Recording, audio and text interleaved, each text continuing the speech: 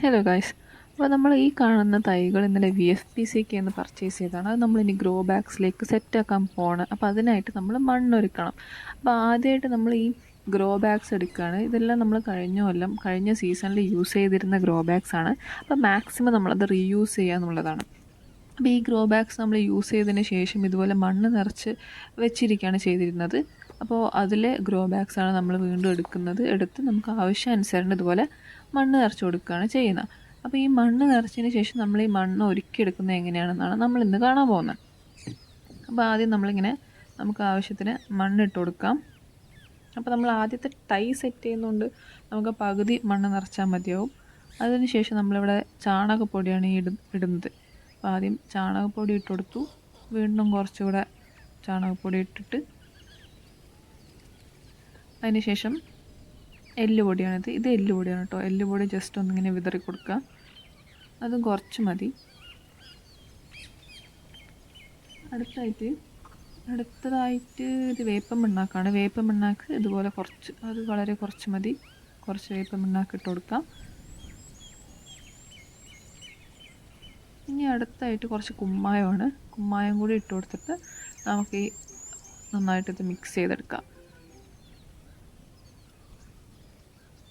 കുറച്ച് മണ്ണ് ആഡ് ചെയ്യുന്നുണ്ട്. മണ്ണ് ആഡ് ചെയ്ത് നമുക്ക് ഈ മണ്ണ് നല്ലോണം ഒന്ന് മിക്സ് ചെയ്തെടുക്കാം.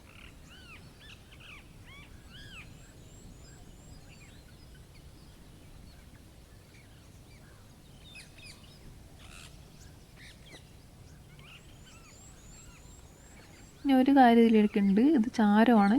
ചാരം നമ്മുടെ ആഷ് അതും കൂടി അതിലേക്ക് ഇടുന്നുണ്ട്. അത് കുറച്ച് കൂടുതൽ ഇടുന്നുണ്ട് കേട്ടോ. ഈ ആഷും കൂടി ഇട്ട് നല്ലോണം മിക്സാക്കാം. നല്ലപോലെ മിക്സാക്കിയിട്ട് ഇനിയാണ് നമ്മളിതിലേക്ക് നമ്മുടെ തൈകൾ വയ്ക്കാൻ പോകുന്നത്.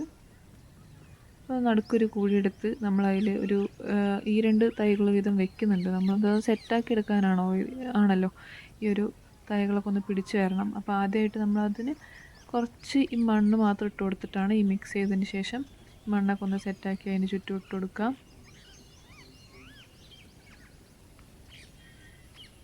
അങ്ങനെ ഒന്ന് സെറ്റാക്കി കൊടുക്കുന്നുണ്ട്.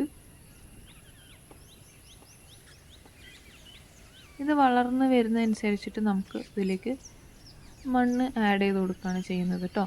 അപ്പോൾ നമ്മൾ ഉടനെ തന്നെ കുറച്ച് വെള്ളം ഇങ്ങനെ തൂവി കൊടുക്കണം.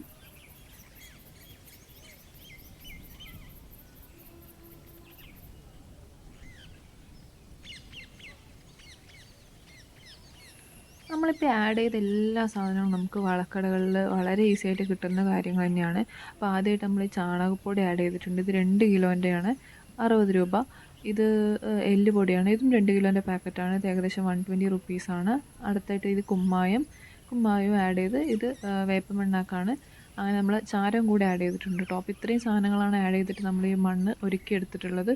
നമുക്ക് ഏകദേശം ഇതുപോലെ ഒരു 10-12 ഗ്രോ ബാഗ് ഇനിയും റെഡിയാക്കി എടുക്കാനുണ്ട്.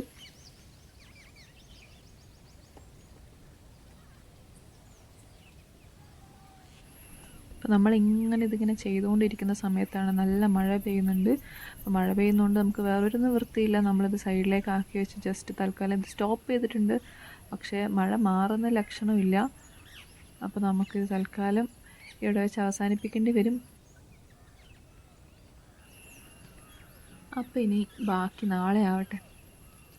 അപ്പോൾ see you.